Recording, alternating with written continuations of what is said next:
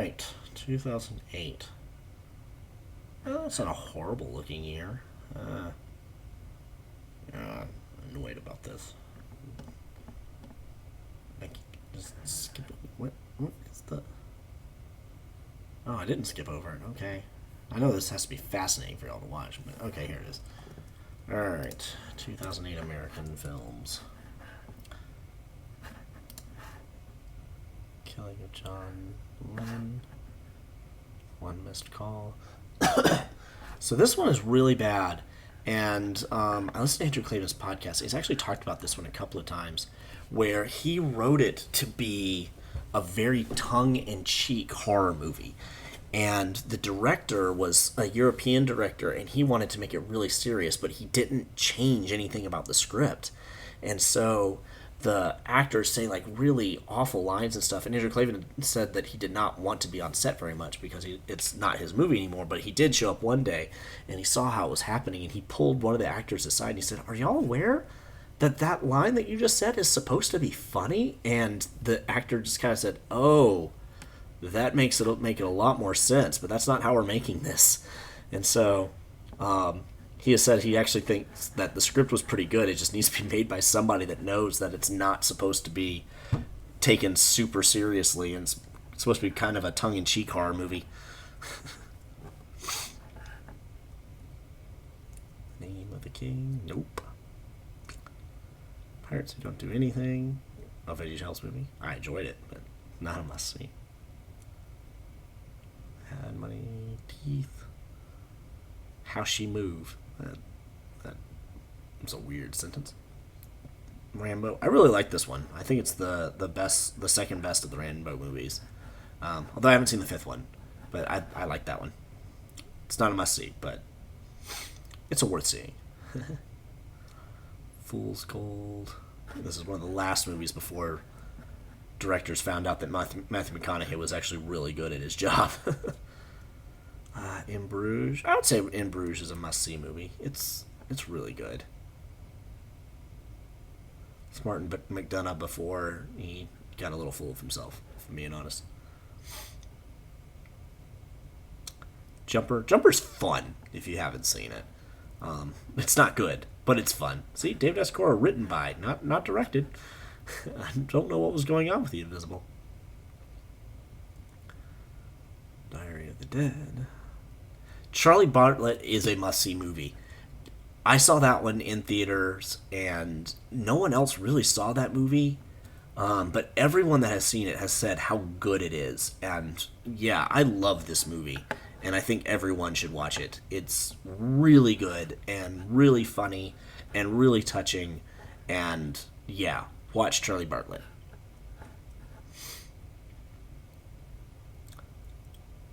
City of Men. Penelope. Okay, this might be going a little rogue, but I would say Penelope is a must-see movie.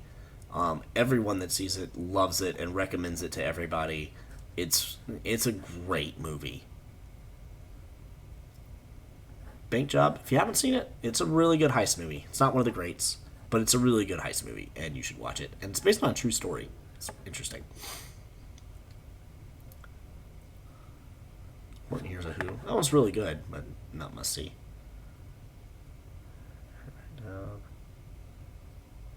Sleepwalking, Julia Taylor, The Grand.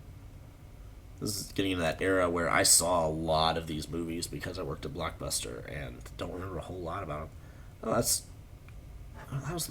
I saw the assassination of, or the killing of John Lennon, and I thought, oh, is that the one with Jared Leto? No, apparently, well, it was this one. Chapter 27. Apparently, there were two movies about killing John Lennon in the same year. Yeah, Jared Leto. That's Jared Leto. He gained like 100-something pounds for this movie.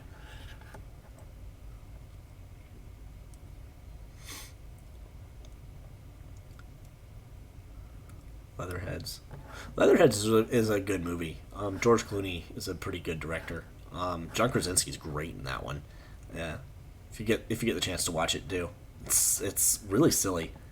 It feels more like a good Coen Brothers movie. One of their goofier ones. It's not as good as if the Coen Brothers had made it, but it has that feel to it.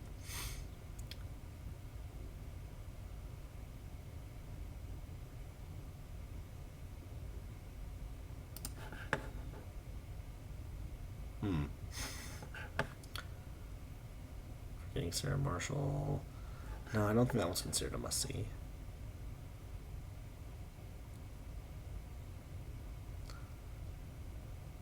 Baby Mama.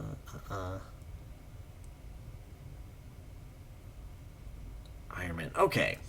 So this is the beginning of the Marvel saga. And it's interesting for this because I would definitely say that the Avengers, the first one, is a must-see movie.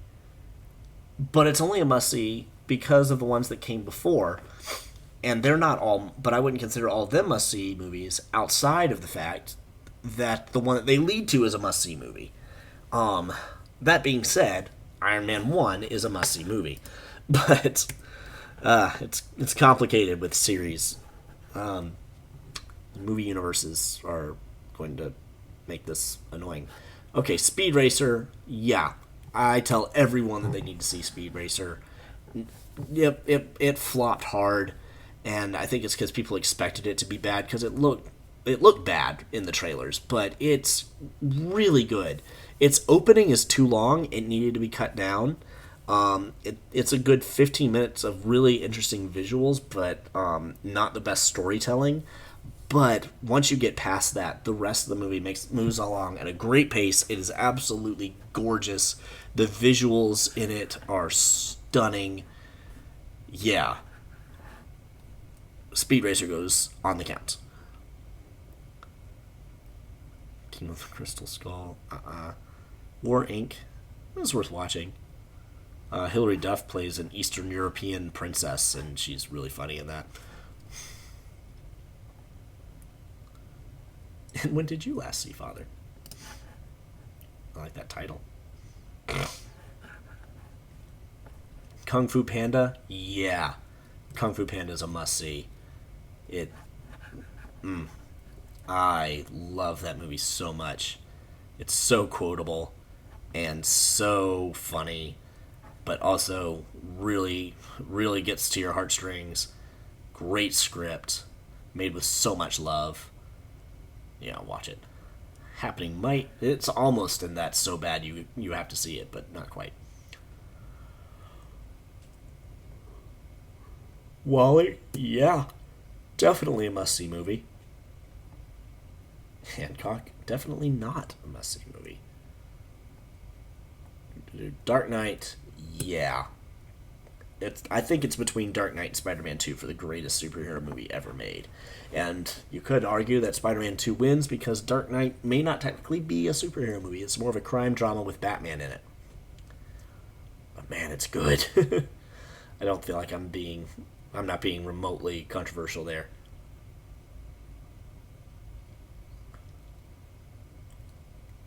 Pineapple Express. Is that what it must see? Huh.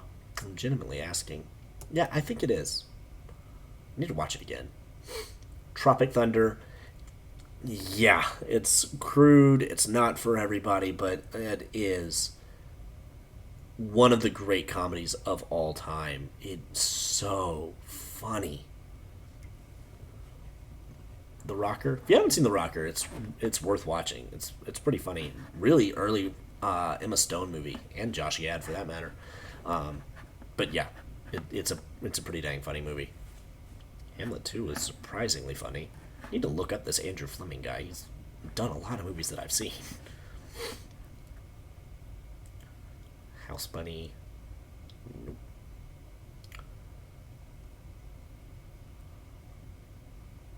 Babylon AD. I remember did I watch that one? No, I think I saw it, the trailers. I was like, that's not worth it. I serve the King of England. Good for you. Bangkok Dangerous is one of the worst movies I've ever seen. I don't know if there's another time I have been that bored watching a movie. It's bad.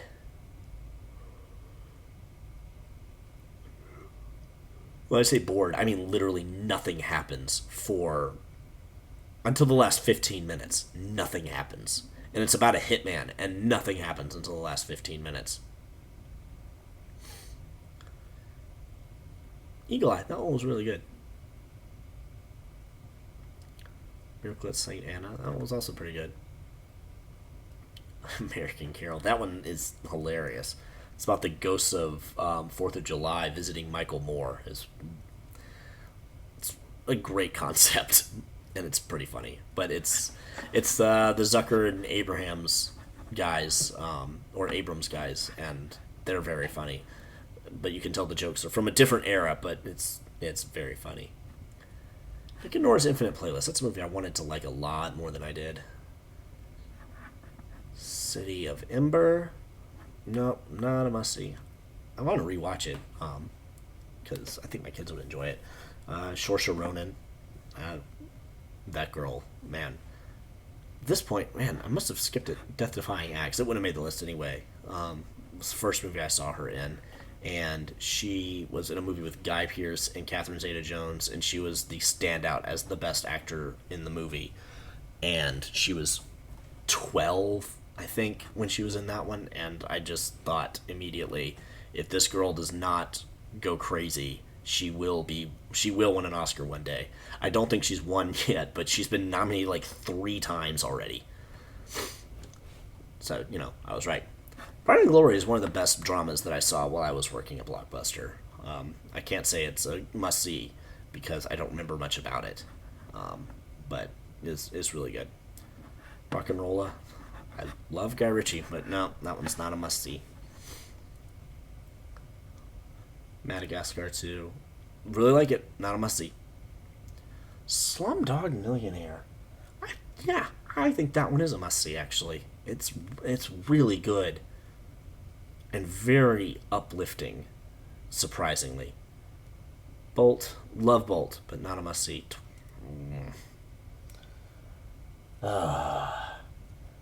Twilight's a must-see. It had such an impact on pop culture that you really have to have experienced it. I've never experienced it as it was intended to be experienced.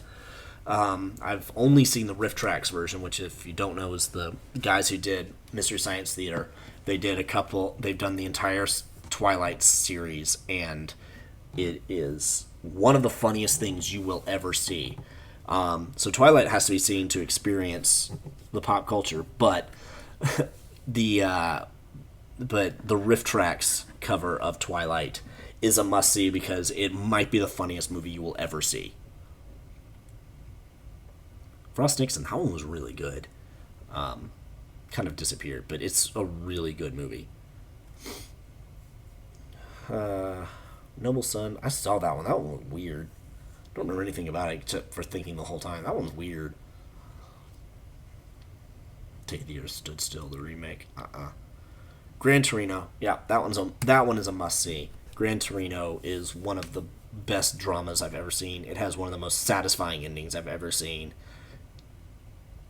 10 out of 10. Tale of Despero might be the most boring animated movie I've ever seen in my life. Hated it. Curious Case of Benjamin Button. Marley and Me will have you weeping openly, but not a must-see. Oh gosh, The Spirit. I love The Spirit. I can't call it a must-see, but I recommend it to everybody. It's, oh gosh, it's like Big Trouble in Little China, which is on this list. No, I can't call it a must-see. Alright. Well, 2008's better. Let's see. Well, so far it hasn't been all downhill. We went down. We actually went up once. 1, 2, 3, 4, 5, 6, 7, 8, 9, 10, 11. Ooh, 12, 13. 13, okay.